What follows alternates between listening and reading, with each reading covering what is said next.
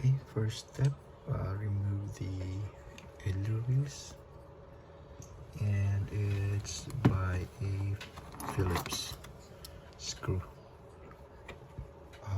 The number three. And once you remove it,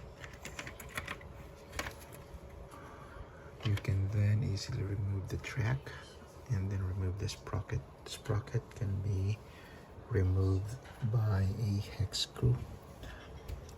That is number three. All right. Next step, we need to remove this plastic cover for the gearbox, and it's just a snap-on, so you just have to pull it out from the back and then upwards like this.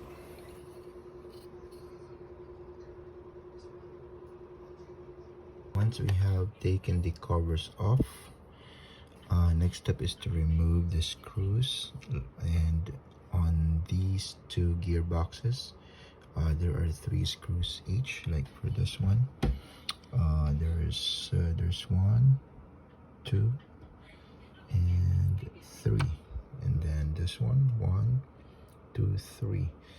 And since this is the one on top, so you need to remove the screws here first, and then this one, and then we can take them both out.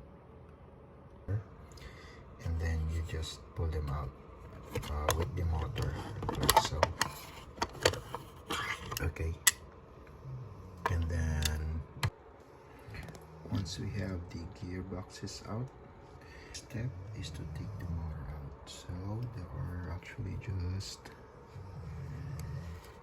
2 screws in the motor, which we will be needing to remove through this hole. There's 1, and then there's 2. And once we have taken out those 2 small screws, your gearbox is free. So we are at the point where you can change your gearbox if you're going to upgrade it, or change your motor if you're going to upgrade it. Next video, I will be showing you guys how I install the bearing on this Panther's drive shafts without the axle support kit. And make sure to hit the like button and subscribe if you haven't yet. Thank you guys.